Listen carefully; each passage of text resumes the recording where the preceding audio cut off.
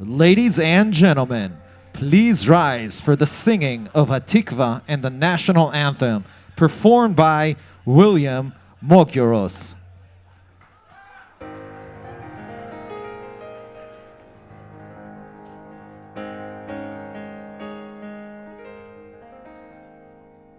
Oh, say, can you see by the dawn's early light what so proudly we hailed at the twilight's last gleaming, whose broad stripes and bright stars through the perilous fight? Oh, the ramparts we watched were so gallantly streaming, and the rockets rang glare, the bombs bursting in air gave proof through the night that our flag was still there. Oh, say does that star-spangled banner yet wave?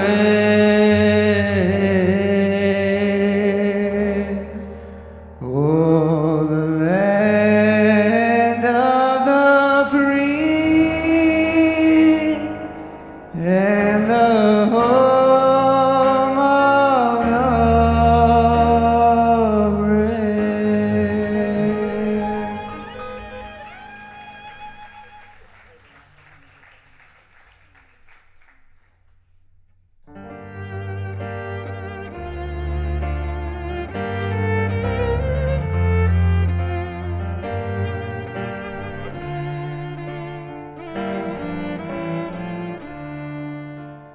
Golol baleva penima nefesh Yehudi homiya ufateh mizrach kadima ayin letzion Sophia.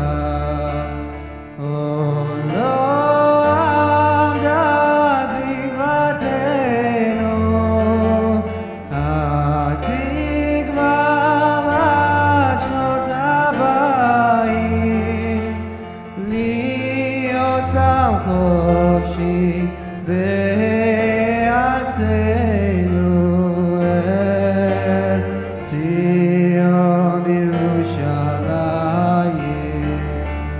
Li'otam kofshi be'artzenu, Eretz Tzion Yerushalayim.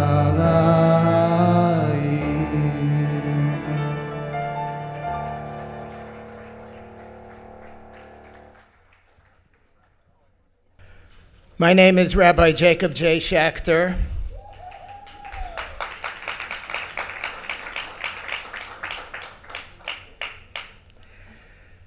And I am very pleased and honored to welcome you this evening to this most festive and elegant dinner in honor of Mr.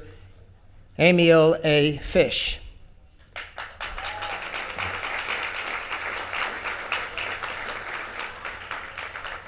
It is a great privilege for me to be intimately involved in the center at Yeshiva University that bears, Emil, your name, the Emil A. and Jenny Fish Center for Holocaust and Genocide Studies. I'm very proud to serve on the steering committee for the center and to teach a graduate course under the auspices of the program of the center. Emil, you are a Holocaust survivor. My own story is a different story. I'm the son of a liberator, not the son of a survivor. My late father, Rabbi Herschel Schachter, Zichrono Livracha, we're commemorating his 10th Yortzeit a little bit before Pesach, was the first American Army chaplain to enter into a concentration camp as World War II was drawing to a close. He was on the front lines with American Army troops as they captured section after section of Germany in the spring of 1945. He entered the Buchenwald concentration camp outside of Weimar, Germany, on April 11th, 1945, the day after it was liberated. What my father, Zichrono Livracha, saw stayed with him for the rest of his life. He spoke always, all the time, about his Holocaust experience. The fundamental narrative of my own childhood was his Holocaust story. The most memorable and meaningful experiences I had as a child was encountering survivors whose lives he saved. From the time, Emil, that I was a very little boy, I have been in awe, in absolute awe, of Holocaust survivors. Witnesses to the utter depravity of humanity at its very worst, and examples, Emil, as you are, of the strength, the fortitude, the hope, and the greatness of humanity at its very best.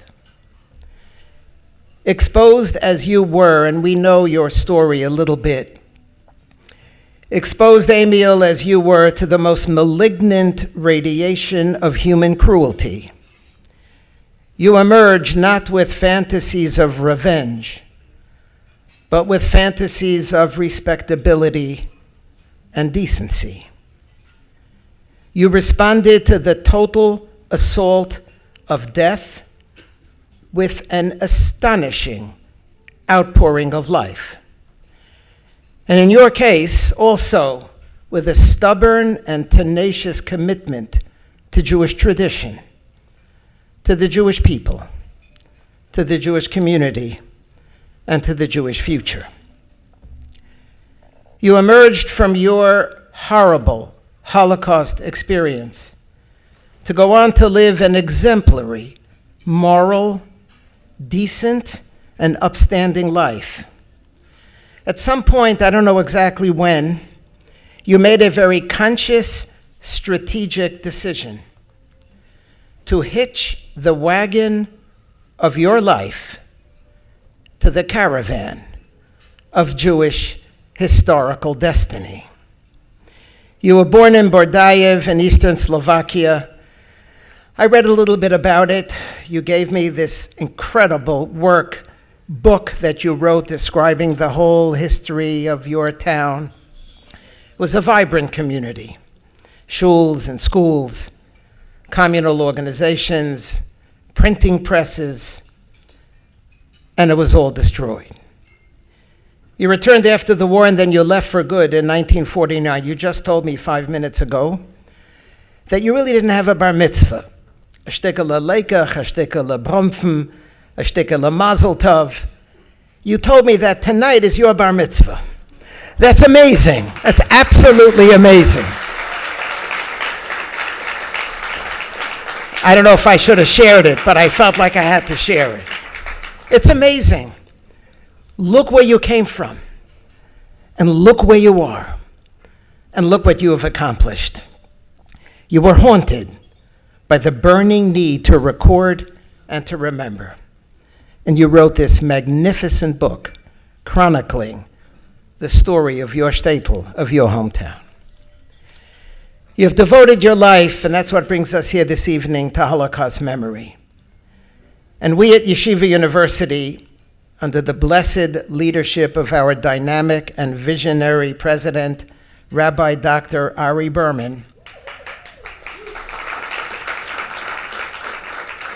are the beneficiaries of your commitment and your generosity. You founded the Fish Center for Holocaust and Genocide Studies to educate our generation and generations yet to come. We are blessed at our center to have Dr. Shai Pilnik, an internationally renowned Holocaust scholar and educator. And Shai, I would have said it even if your wife was not sitting right next to you, but for sure that she's sitting next to you. I told you before how much we appreciate the work that Shai does. It's extraordinary. Internationally renowned Holocaust scholar and educator at the helm of our center. I want to quote something that you said. I read it in my hometown newspaper just over Shabbos, 2-3 days ago. Since I came out of Bergen-Belsen in the summer of 1945, I promised myself that what my people, my family, and I had experienced must never happen again. And it never will, I do believe so, but only if we do all that is in our power to learn the lessons of history and to educate the next generation. And it is to this, Emil, that you have devoted your attention and your leadership to do whatever possible to ensure whatever we can do under your leadership and inspired by you to ensure that what you experienced, Emirza Hashem, will never happen again. And you understand that the key to ensure that this will never happen again is by educating our next generation, future generations, young and old, Jew and Gentile alike. And this is what your center is all about. We gather this evening to express Hakaras Hatov, to express our gratitude to you. We want to thank Ellen Finkelstein and Michal Kleiman for putting together an amazing, incredible, where are you? Are you in this room? You should be in this room. You should be at the head table in this room. Over there, somewhere over there. Call them in, ask them to please, where are they? I don't see them. Ellen, and there you are, Ellen, Michal, thank you so much. Emil, may HaKadosh Baruch Hu grant you many more years of good health, Emirza Hashem, strength, to enjoy your incredibly wonderful family. I met some of your children this evening. It's a YU family. You are YU through and through. You represent our values, and you understand and appreciate the core power of the perpetuation of Jewish tradition as the recipe for Jewish future and Jewish destiny. You should continue to enjoy your wonderful family and to continue, Emirza Hashem, in good health, to be an inspiration and a guide for all of us. On behalf of all of us, Emil, huge yeshikayach. Thank you very much.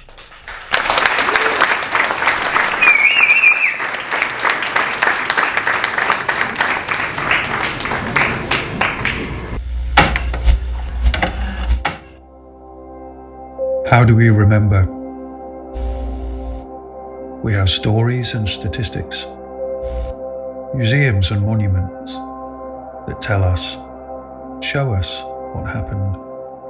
When so many people were taken from us, the past impacts us every day, but it can be so fragile, it can fade like memories, or it can be damaged by whispers, by willful ignorance, by those who refuse to see history for what it was, blinded by power, nostalgia, or just a chance for the next soundbite.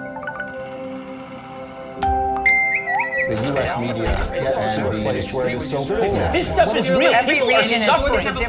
I'm not trying to be shocking. I like Hitler.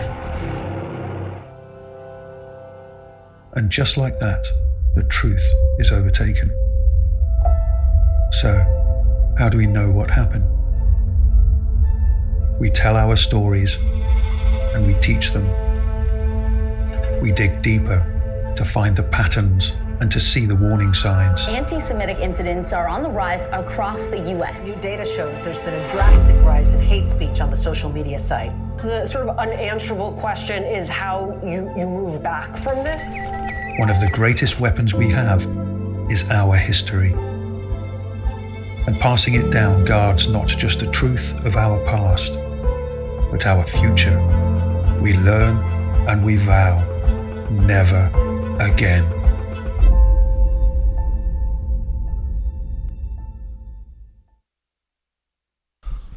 Good evening, everyone. I'm Dr. Shai Pilnik, and I'm the director of the Emil and Jenny Fish Center for Holocaust and Genocide Studies at Yeshiva University. Thank you so much for coming here, for your support. I'm going now off script, but now let's get back to the thank yous in the script. I wanted to first of all thank you. Thank you all for attending this very special evening. Thank the extended Fish family, Emil and his children, David, Jeffrey, and Monique. Monique, by the way, is just about to finish a master's degree in Holocaust and Genocide Studies at the Fish Center. And of course, I would like to thank the president of Yeshiva University, Rabbi Dr. Ari Berman, for his leadership and the vision that he has shared with Emil Fish that in the third decade of the 21st century, Yeshiva University must have a Holocaust and Genocide Studies Center. My job, with the help of our world-class faculty and our extremely dedicated staff, who are here, by the way, with us tonight, and I would like to recognize them, if you don't mind standing up. We have Dr. Karen Schoen, our Director of Educational Outreach. We have my right-hand person, Hodaya Blau. Where is Hodaya, our Assistant Director? Oh, here she is. And we have Brittany Hager McNeely, our Academic Administrator. Thank you. My job has simply been to orchestrate this effort and create the best Holocaust Center possible, one that the foremost Jewish educational institution in diaspora deserves and would be proud of. That was my task. I think that with close to 50 students in different stages of the master's degree, folks from across the country and around the world, with a wide range of activities and programs, a partnership now with Yad Vashem, and a game-changing program that is just about to hit the ground running, a certificate for middle and high school teachers all over America. That's a graduate certificate. And all this in less than 4 years. I'd humbly say that the Fish Center is a nes. It's a communal miracle that we are here to celebrate. I met Emil Fish for the first time only a few years ago. I'd say that with the notable exception of my wife, he's probably the person I've spoken to longest and most frequently, ever since we got connected in February of 2020, not so long ago. We quickly hit it off, and with no time, he became for me not only the founder of the Fish Center, but also a partner and ally, and I think we're both comfortable by now calling each other friend. I learned two things about Emil. First, that he doesn't like people talking about himself. I can just hear you now, Emil, saying, don't talk about me, talk about the center. What is this, a hesped, a levaya? Don't focus on me.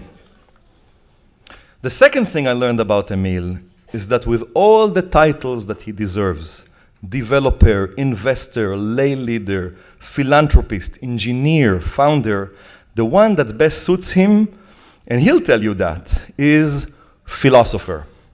And as you know, in philosophy, we have different schools, existentialist, analytical, logical. The one that would best suit Emil is the one he created. It's the school of analogical philosophy. And why is that? Why analogical? Because with Emil, and here I'm speaking to a crowd that has known him for decades, everything begins and ends with a good analogy.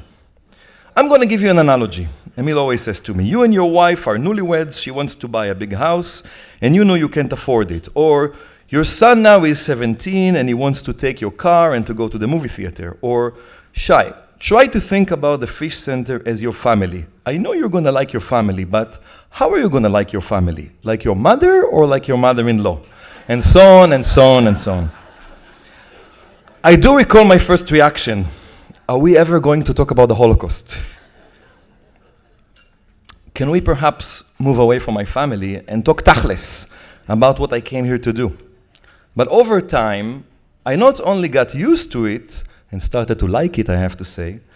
But I also started to understand, to foresee, and then appreciate the beautiful mind of Emil Fish. And I started to realize that our success as a center, our deep commitment to education, our center's welcoming and friendly atmosphere, and our growth would have not happened had it not been for Emil Fish's guidance, support, and vision. A vision that can be summarized in the following statement: the Holocaust is being forgotten, anti-Semitism is on the rise in America and around the world, and you should do something about it. I can do, and so do you, everyone in this room. And it's all these great qualities of this rare human being, and the numerous anecdotes and analogies, of course, which have made the Fish Center so special. Today, as we honor you, Emil, I wish you many more years of kvelling from the Emil A. and Jenny Fish Center for Holocaust and Genocide Studies at Yeshiva University. And we wish ourselves many, many more years, ad 120, of your perceptiveness, patience, wisdom, wits, and of course, echlo, your famous analogies. Your analogies between the reality and the dreams brewing in your mind that only you can draw. Thank you, Emil.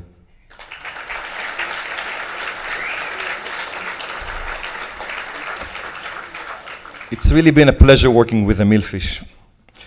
And now I would like to introduce the president of Yeshiva University, Rabbi Dr. Ari Berman, to offer us a few words. Thank you.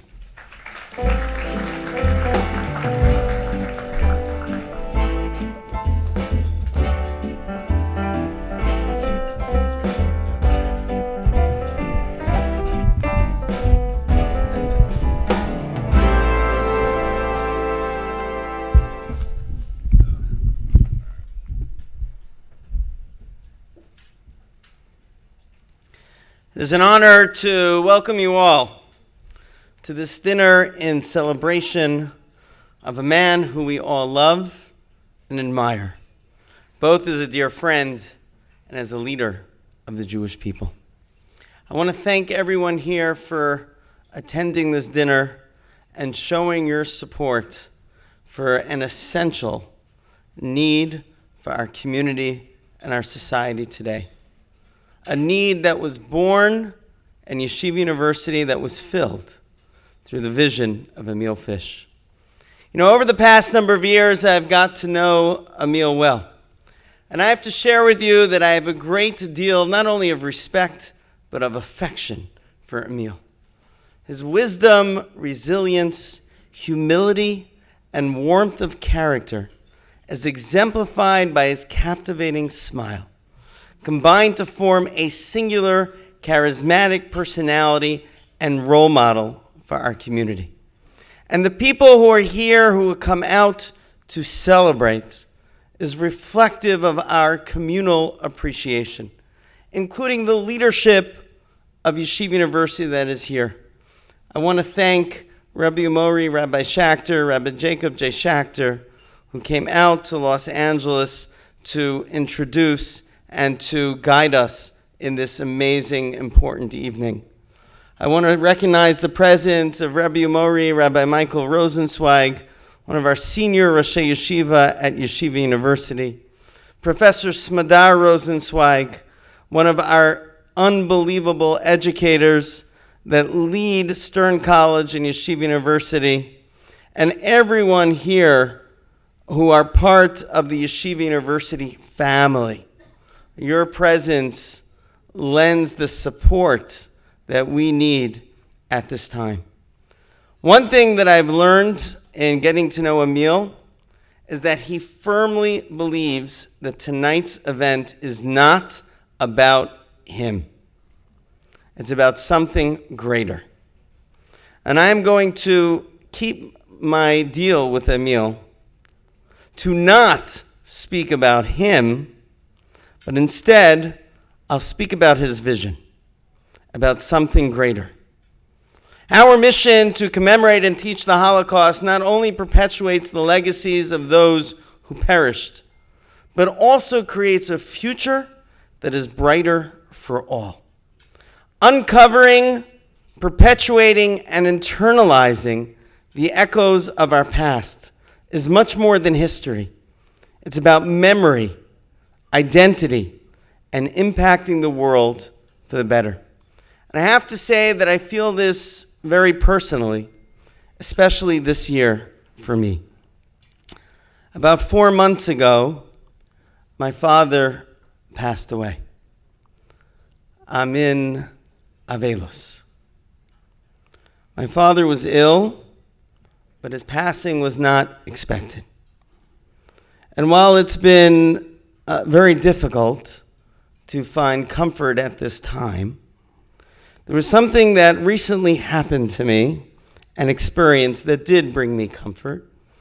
And I think it forms, by analogy, the kernel of what Jewish memory and identity is all about.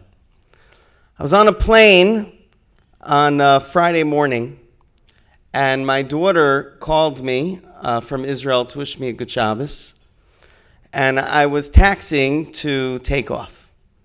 So I signaled to her, we're visual, and on the WhatsApp, that I can't talk because I'm on the plane surrounded by people. And she said, "That's no problem, Abba.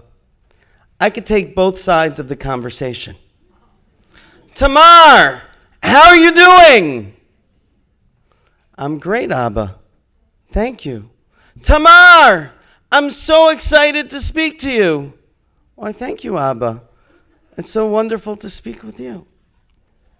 And as she was talking, I realized two things. That first of all, my daughter carried my voice inside of her. That she knew what I was going to say. And secondly, the reason why I greeted her this way is because that's how my father greeted me. "Ari, how are you doing?" "Ari, I'm so excited to speak to you."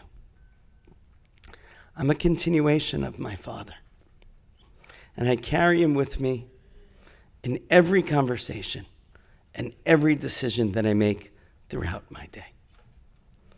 Let me share with you why the character of the Emil and Jenny Fish Center for Holocaust and Genocide Studies is different than found in any other educational institution. Because we do not just teach the Holocaust. We do so from a Jewish perspective. And it's not simply about the lives lost, but about the lives lived. The quality and character of the individuals and the communities that thrived before the Holocaust. And we do not do this to preserve memory, but because it fuels our identity. We are a continuation of our past. We hear their voices echo in our hearts. We carry them with us wherever we go. We just read Megillat Esther. I would argue that the most important pasuk, the most important verse in Megillat Esther that we all say together, Ushmo Mordechai ben Yair ben Shimi ben Kish ish Yemini. That when Mordechai is introduced, we're told that what is his name? It is not just Mordechai. I am Mordechai, the son of Yair, the son of Shimi, the son of Kish. That is my identity. This is who we are. And the importance of memory and identity, as Mordechai himself showed, is not just for us, but it's for the world. With all the anti-Semitism going on around us, a time in which hate and ignorance are embedded within our society, is there anything more important today than Holocaust education? And specifically to do so for the teachers, to educate the educators across the country, in the public schools, and all of the states who now require Holocaust education, to provide access for the educators to learn about the Holocaust from a top-tier academic university and to learn it from the Jewish perspective. How important is this for the Jewish people and for the world? This was the vision of Emil for the Fish Center. That we can create an institution that's a force multiplier in which the echoes of the past will reverberate not just within our hearts, but in the hearts of students and educators across the country and around the globe. Emil certainly knows about the destruction and terror of the Shoah. He lived it, every moment of it. And his experiences created within him a commitment to ensure that the memory of those who perished endures. Fueled by a sense of purpose and justice, he brings the past into the present to create a brighter future. And we at Yeshiva University, as his partners, are privileged to join him in this sacred work. Emil tonight is surrounded by his wonderful family. We remember tonight his beloved Jenny, his loving and devoted life partner. And we see the blessings of the home they built, with the generations of the families that are represented here this evening. We at Yeshiva University have been particularly blessed by the presence of the Fish family in our midst. I am overjoyed to share the news that at this year's graduation, we have not just one or two, but for the first time in Yeshiva University's history, 3 generations of graduates that we're celebrating in our commemoration ceremony. William and Zachary, Zoe, as they finish their programs in the undergraduate areas of Yeshiva University. We just announced that Monique completes her master's degree in Holocaust Studies from her work at the Fish Center. And this year, we're also pleased, and I'm pleased to publicly announce this for the first time, that we'll be awarding Emil a honorary doctorate degree, the highest honor we can bestow at Yeshiva University.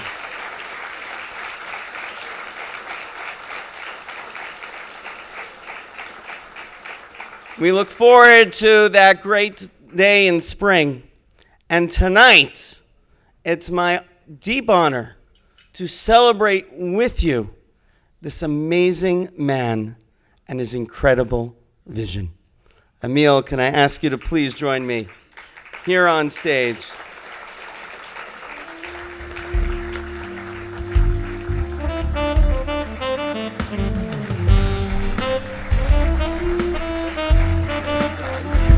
Let me read it for you.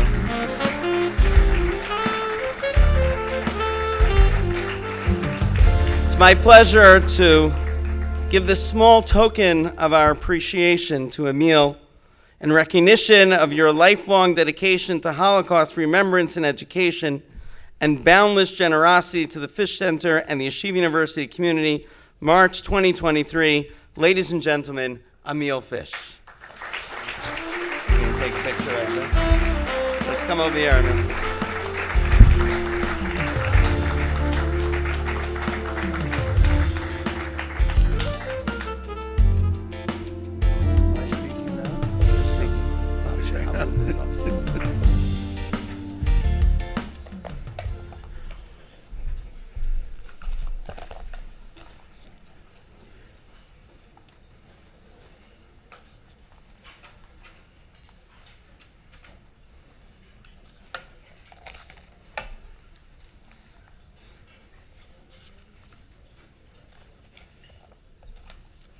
Don't get scared, this is big print.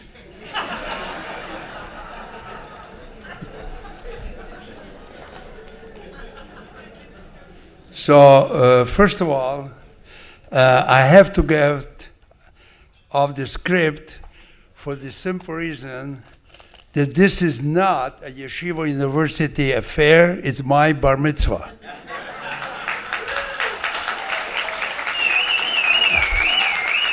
So, sorry, you have to excuse me for that, but I was bar mitzvah right after the war, and I remember that I did have cake, and I had some brofen, but that's about it. So now, it is my bar mitzvah. So I appreciate it, and I'm sorry about the lies. In addition to that, you cannot trust rabbis. How do I know? I made a deal with them. If you talk less about me, you get more money. They didn't keep their word. They did not keep their word. Okay, and I'm not a comedian, so I'm going to stop when I'm ahead. First, I would like to thank Hashem for all the blessings He has granted us in the family and brought us to this day.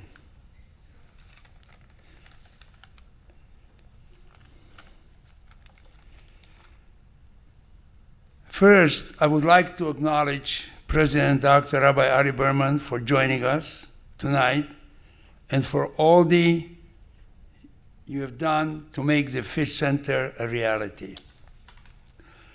Also, I'd like to thank Provost Selma Botman, she couldn't be here today with us, YU's Chief Academic Officer, for her leadership.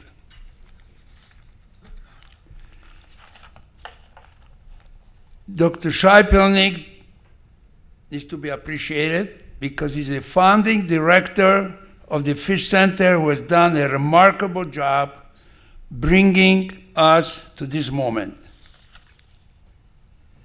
And Rabbi J.J. Sechter for traveling from New York to LA and be our master of ceremony.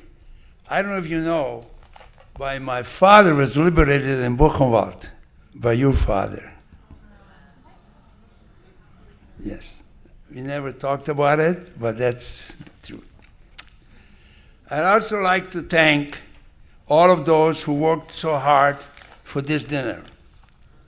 Michal Kleiman, Ellen Funkenstein from the YU Office of Institutional Advancement, the Fish Center staff, and of course, my children and their unbelievable spouses, David and his wife Nechama,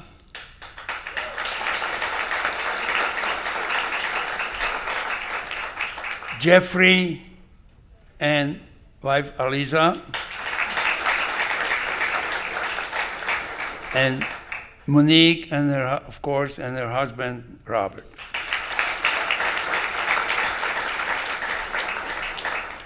This was certainly a team effort, putting together this grand production in such a short time.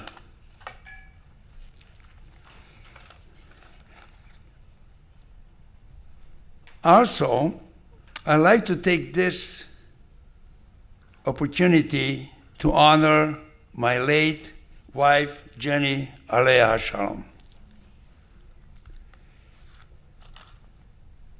It was love at first sight. We got married in 1966, and we're married for 55 years. As many of you ladies know, she introduced the American Simcha dancing by ladies for Jewish celebrations, especially weddings. And her herself was a very good dancer and a good teacher. She was beautiful, educated, a good pianist, a student of Juilliard, and just a smart and classy lady.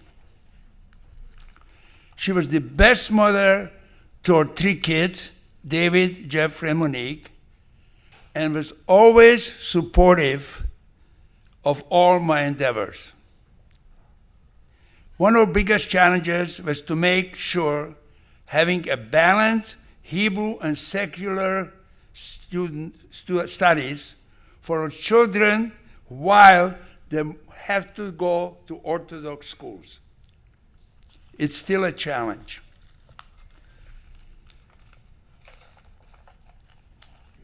People want to know why I'm passionate about education, especially now about Holocaust education. it is because of Jenny's background. My parents were not able to provide us the best education due to the circumstances during the war. Their priority was keeping the family together and worrying about our survival.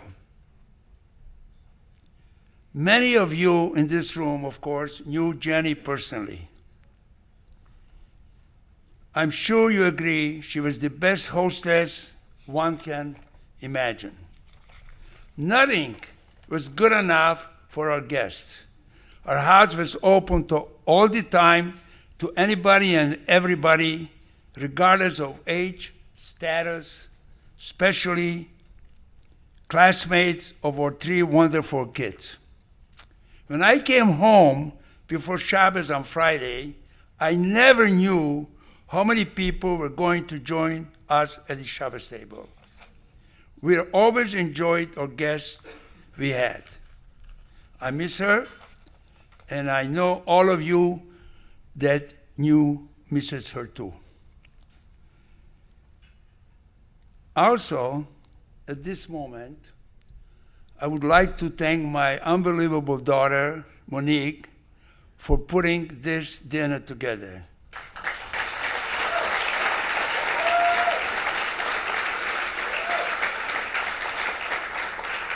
I know she doesn't like to be complimented in public, but she deserves our thanks.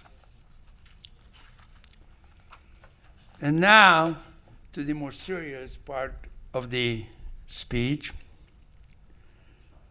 Some of these, I should never let the rabbis talk first because they usually say half of the things I was going to say. And I learned this a long time ago. I'm usually the first one speaking because they're bigger Talmud Chacham than I. So I just don't want to be outplayed. But I didn't do it this time. So if I repeat myself, you have to excuse me. B'shut Rabbi Dr. Berman and all distinguished rabbis with us, ladies and gentlemen. You can all imagine, and you know, that I'm not a scholar, even though I do talk analogies, and I'm sorry, and I apologize. My connection to this Holocaust is not professional, but rather very personal, intimate, and direct. I'm a Holocaust survivor, but I'm also a son of survivors. I was liberated in Bergen-Belsen when I was 10 years old. I grew up in a small town of Bardejov in Slovakia. I knew most of the victims in Bardejov. We Jewish people lost a whole generation. Many of the victims' last words were, "Please do not forget us." This is my first obligation, never to forget. My whole life, I felt that I have an obligation to them and to the 6 million murdered by the Nazis. But I also have another obligation to my family, to you, to Jewish people, and to humanity, and the word is never again.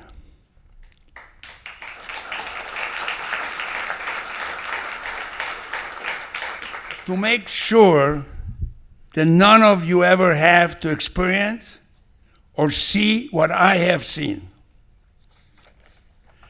These two obligations may seem very simple to fulfill, but in reality, they are not. I grew up with those for whom the memories from the Holocaust were etched on their mind, their heart, and sometimes on their arms. What I realized over the years is that the number one memory of any memory but especially of such a unique catastrophic event in history, is time. That's the enemy of memory. Our ancestors, the rabbis, understood this very well. Already 2,000 years ago, they therefore commanded us to remember the destruction of 2 temples and to share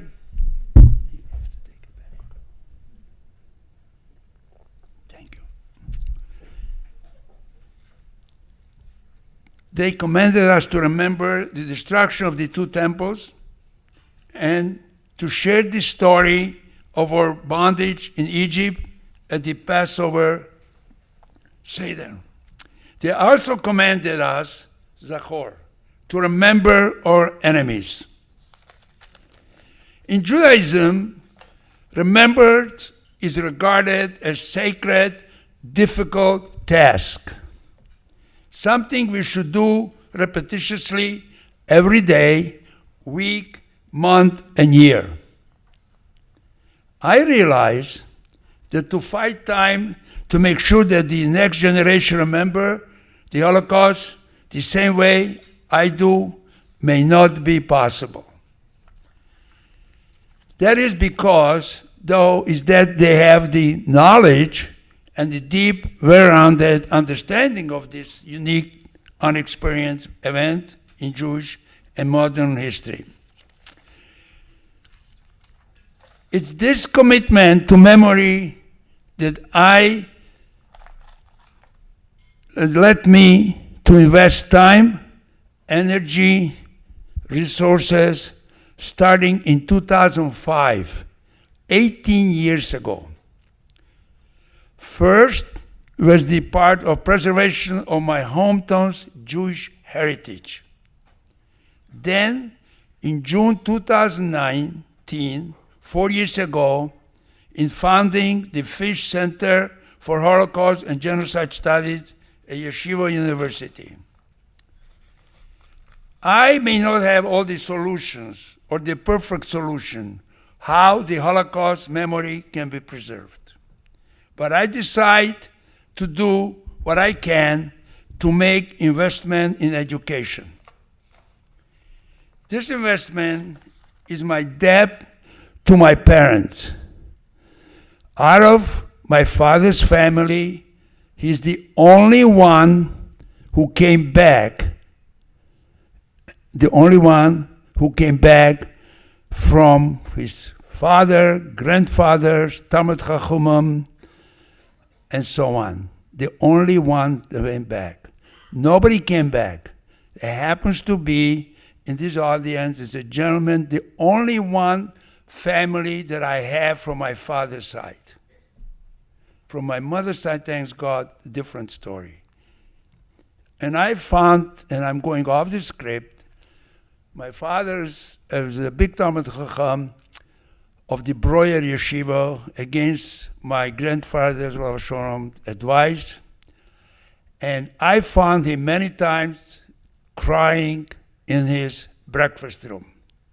It was an isolated breakfast room on Mansfield, and many times I found him crying. So he was the only one of the survivors. To the survivors is the important thing, to the 6 million among them were 1.5 million Jewish children who are not as lucky as I was. My survivor, after all, was nothing but a pure miracle.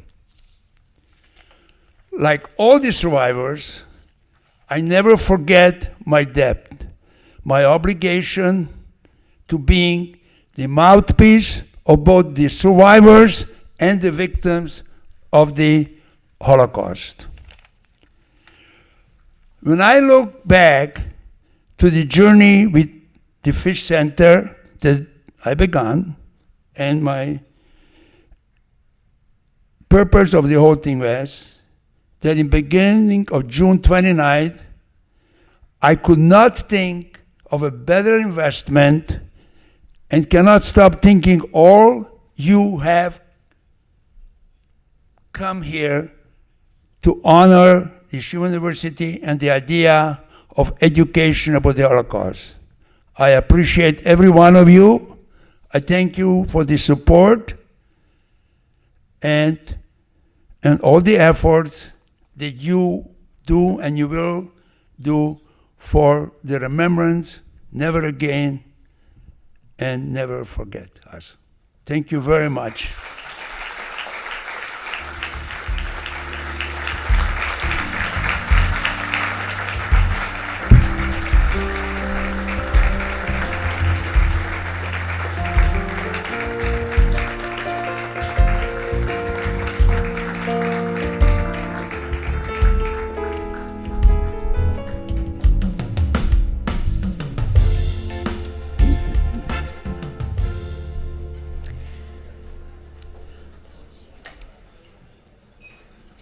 It is an honor to be here with you all tonight. My name is Emily A, and I am in my second semester of the Fish Center's Master's Program in Holocaust and Genocide Studies. In college, I studied psychology and peace and justice studies. I was interested in history and particularly struck by injustice. After I graduated, I served in AmeriCorps and lived in Boise, Idaho, doing outreach for a domestic violence nonprofit. I chose to study Holocaust and Genocide Studies because I was alarmed by the rising trend of anti-Semitism and Holocaust denial, and I wanted to help ensure that when no Holocaust survivors are left, the memory of the 6 million is not forgotten. The MA program at Yeshiva University is helping educate and shape me to do just that. In my religious background, I am Catholic. Once I decided that I wanted to pursue graduate education in Holocaust and Genocide Studies, I knew it only felt right and just to attend a Jewish-led and focused program to get a complete perspective.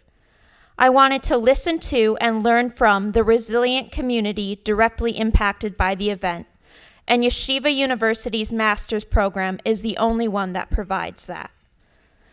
The program is also unique because all the classes are held virtually. Since I live in Minnesota, the format of this degree allows me to get the education I want without needing to uproot my life, and it gives me the privilege of having classmates from all over the world. I started the program this past fall, and I was able to take a class on transgenerational trauma throughout the Holocaust, which allowed me to build upon my background in psychology. During that, I was able to interview a second-generation survivor living in the United Kingdom. I also took the interdisciplinary introduction class with Dr. Pilnick, and for my final project, I chose to research the role of the Catholic Church in the Holocaust, specifically the role of Pope Pius XII. The harm caused by the Church to the Jews throughout the past 2 millennia is egregious, and it's shameful that Catholics are not taught about it.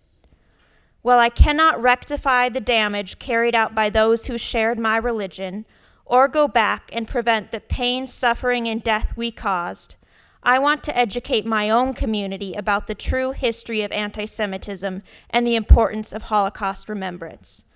I feel that it's my duty to help build the next 2 millennia into one of Christian-Jewish solidarity, as it should have been from the beginning.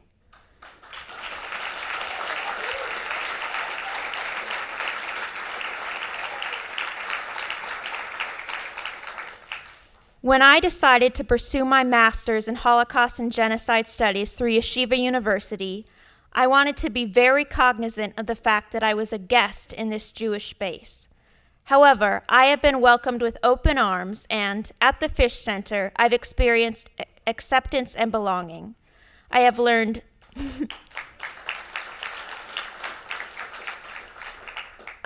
so much about the beauty of Judaism and the endurance of the Jewish people. While there is a lot of work to be done, each week as I have class with the incredible students in this program and the outstanding faculty, I know that the future of Holocaust education is bright, and it begins here in the Fish Center at Yeshiva University. Thank you.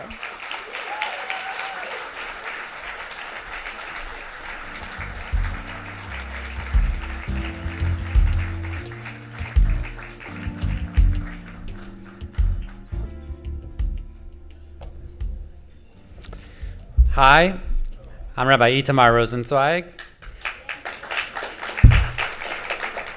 I'm both Mr. Fish's rabbi in Philadelphia, and I'm also the grandson of the subject of the book that Chana Stiefel wrote about my grandmother. The last scene in Tom Stoppard's play Leopoldstadt, which is running on Broadway in New York, depicts two cousins who meet in Vienna some 25 years after the Holocaust. One cousin is a somber and brooding survivor. He remained in Austria and survived the war through the concentration camps. The other cousin had been taken as a baby to England before the war, was raised by a non-Jewish stepfather, and only recently had discovered his Jewish ancestry. Raised as a fine English gentleman, he plays cricket, he writes funny books, he's lighthearted as a feather. He's so ignorant of his Jewish heritage that his survivor cousin can't hold back his tongue.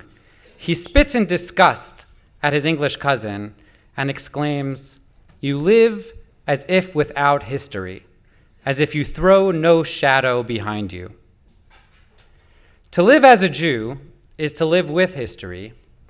It's our mandate in the Torah, Zechor Yemos Olam, Binu Shinos Dor Vador. And it's our charge in Maseches Avos, Da Me'ayin Basa. For us Jews, history is not the past, it's who we are. I'm fortunate to have landed, whether by chance or by providence, in Mr. Fish's orbit in what he calls our gem of a neighborhood in Lower Merion, Pennsylvania.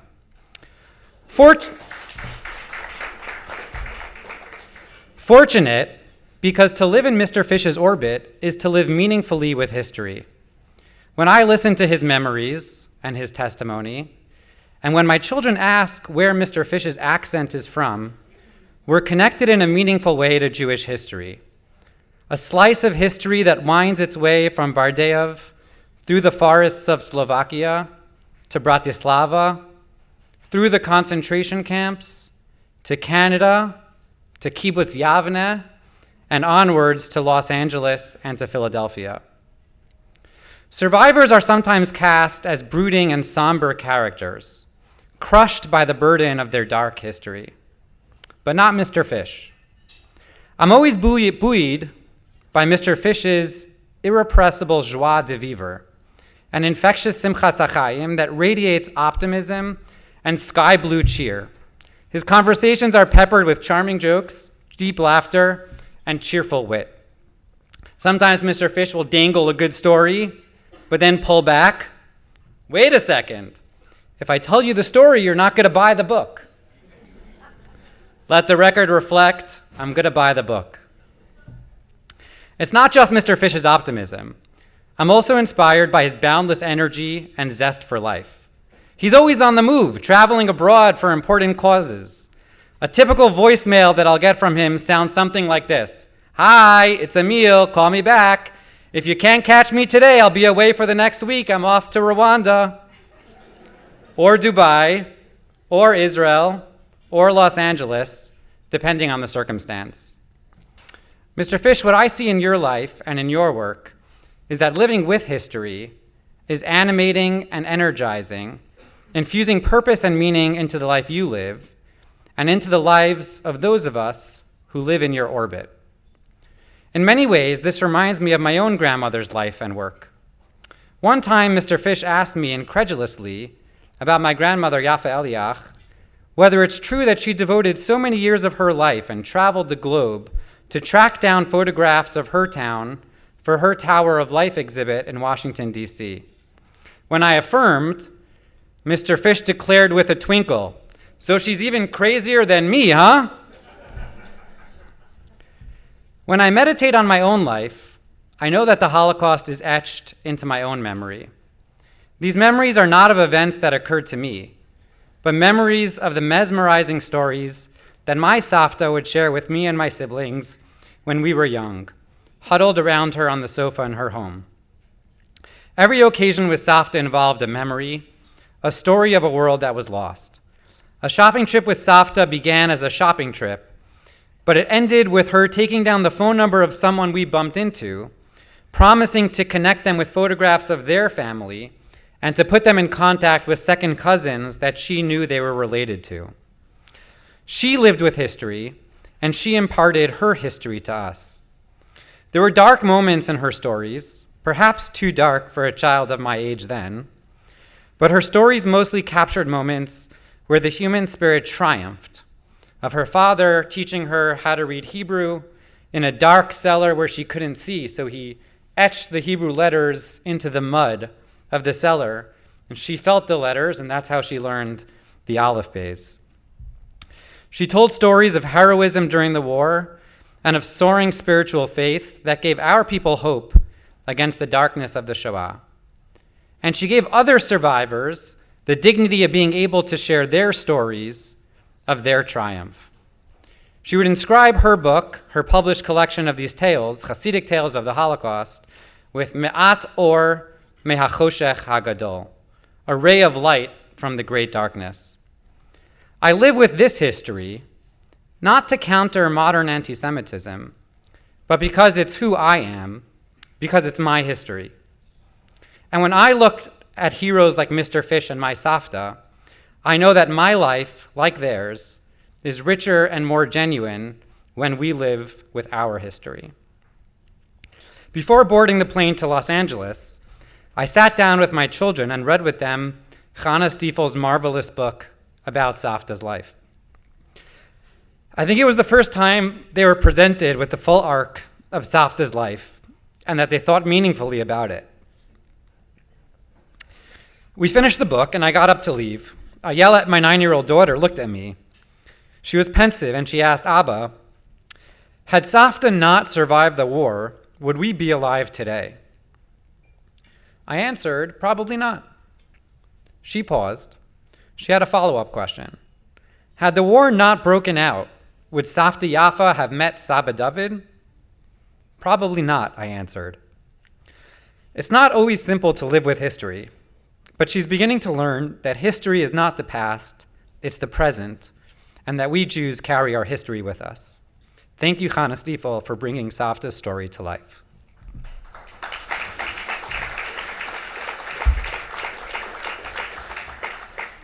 Without further ado, I give you Chana Stiefel.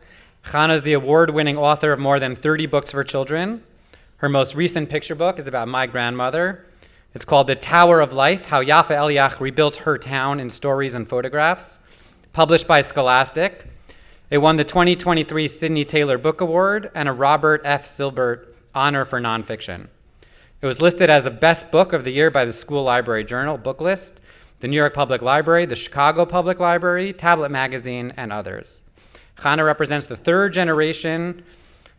of 4 generations in her family who have graduated from Yeshiva University.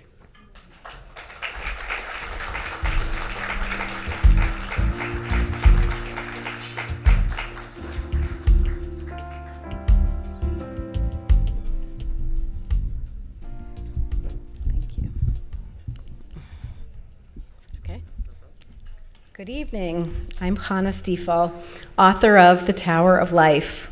I would like to congratulate and express gratitude to Emil Fish, his daughter Monique, Rabbi J.J. Schachter, Rabbi Michael and Professor Madar Rosenzweig, Rabbi Itamar Rosenzweig, Rabbi Ari Berman, Dr. Shai Pelnick, and the magnificent team at Yeshiva University for creating this beautiful and meaningful program. And thank you to all of you for joining us this evening.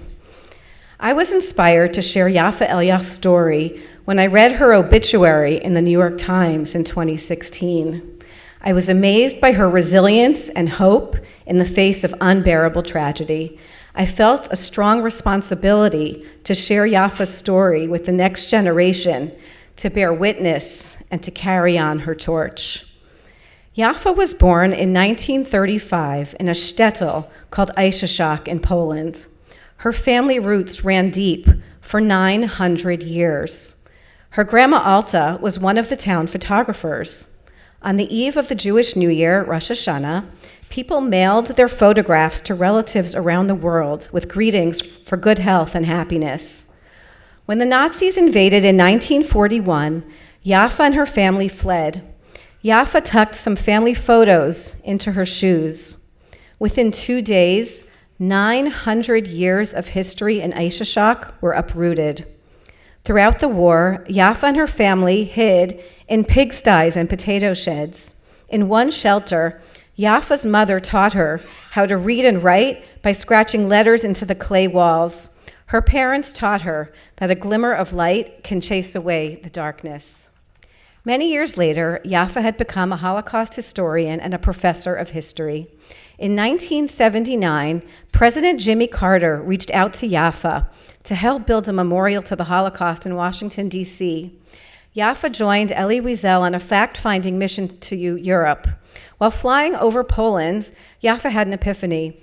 She thought about her vibrant town before the war, of her beloved townspeople, and she didn't want to reflect on death and darkness. She wanted to show dignity, not disaster, lives lived, not lost. She remembered the photos she had tucked in her shoes as a child, and she set out on a sacred mission to collect stories and photographs of every man, woman, and child who had lived in Aishashak before the war. For 17 years, she traveled around the world collecting 6,000 photographs from her fellow Aishishkins. And she rebuilt her town, not brick by brick, but story by story, photo by photo.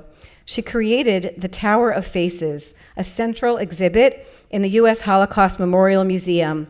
Over 1,500 photos of the people of Aishashak soaring 3 stories high. Yaffa wanted all people to see themselves in these photographs and to appreciate our shared humanity. While writing The Tower of Life, I learned many things from Yaffa. I learned about her passion and determination, about her love for family and community, her resilience and fortitude of the human spirit. But the most important thing I learned from Yaffa is this: Holocaust education is essential. It is not only about teaching history and keeping the memory of the 6 million Jewish victims of the Holocaust alive. Holocaust education is about the here and now. It is urgent and it is needed everywhere. When I began writing The Tower of Life in 2016, I never could have imagined how relevant its messages would become. Recently, I heard Abe Foxman, the former head of the Anti-Defamation League for 40 years, speak in my synagogue in Teaneck, New Jersey. He spoke about the epidemic of anti-Semitism that is spreading like a virus across our country. During his tenure at ADL, Foxman said, anti-Semitism was always present, lurking in the background, but it was shoved into the sewer where it belongs. What changed? Cell phones, internet, social media, gaming chat rooms. Virtually every child in America has a cell phone, and messages of hate spread like wildfire. The messages are often anonymous, and most go unreported. What I've learned while writing Yaffa's story is that we can no longer be complacent. We need action, and more than ever, we need education. But how? How do we educate young children about the lessons of the Holocaust? Again, I turn to Yaffa's life lessons for guidance. First, Holocaust education must be centered on the Jewish experience. Nearly 50 years ago, Yaffa set out to create the first Holocaust curriculum for her pioneering program, the Center for Holocaust Studies, the first of its kind. But she soon discovered that the only testimonies available were those of the Nazis. They included hateful language and imagery of Jewish victimization and demonization. Yaffa knew that she had to include Jewish voices and Jewish perspectives on history and the war, acts of Jewish heroism, tales of partisans, stories of the resistance, and stories of people who stood up for the Jews. For decades, most survivors had hidden their trauma. For the first time, Yaffa and her students at Brooklyn College interviewed survivors to collect their oral histories. Which brings us to the next lesson, that to teach Holocaust, it must be personal. The number 6 million is too much for adults to fathom, let alone children. Every person was a world. By sharing individual stories, Yaffa made a tremendous and lasting impact on Holocaust education. My friend Sari Scheinfeld, who graduated from the Fish Center in its first cohort, said, the Holocaust was 1 times 6 million. Every single person, every single story matters. I've also learned from Yaffa that to teach young children about the Holocaust, we must develop empathy. When I conducted research for the Tower of Life, I pored over hundreds of photographs in Yaffa's collection. Mostly, when we think of photos of the Holocaust, we think of dehumanized skeletal prisoners with shaved heads and wearing ragged clothing. That's what the Nazis wanted you to see. They sought to dehumanize the Jews.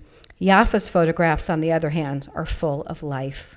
They restore humanity to the victims.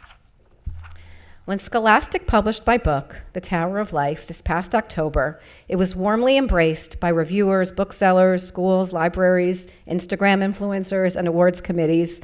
I'm humbled by this experience and also grateful to know that we have opened up a new avenue to teach younger children, a new demographic, about the Holocaust in a sensitive and relatable way. This week, with gratitude to the Fish family, I spoke to more than 500 children in Los Angeles elementary and middle schools. In my presentations, I shared some of Yaffa's photographs from Aisha Shock. The students saw school children posing for class photos, children skiing and playing in the snow, musicians, a girl riding a bicycle, people laughing and celebrating holidays, a Jewish milkman who was so beloved that Christian and Muslim farmers would take off their hats when he walked to synagogue on Shabbat, a photo of young Yaffa feeding the chickens. When children today see these photographs, they see ordinary human beings, the universality of everyday joy. Hopefully, they learn the most important message, that we are all one people. The final lesson I learned from Yaffa is connection. During my research, I visited the Tower of Life at the U.S. Holocaust Memorial Museum in Washington, D.C. When you walk through Yaffa's exhibit, you feel a sense of awe and reverence. You come face to face with an entire town of Jewish people who were wiped out during the Holocaust. It is a tower soaring 3 stories high with an open skylight towards the heavens. It is a tower, but it is also a bridge from the past to the present to the future. The people of Aisha Shock are us. When you walk through the exhibit, it changes you. That is the kind of experiential education we need to instill in children to become more compassionate and accepting, to speak up for one another, and to stop hate. Yaffa's impact is felt around the world. Last month, my daughters traveled to Paris. Their first stop was at the Paris Shoah Memorial, a proud parenting moment. My daughter Maya sent me a picture of a room filled with photographs, the faces of the Jewish victims of the Holocaust from Paris.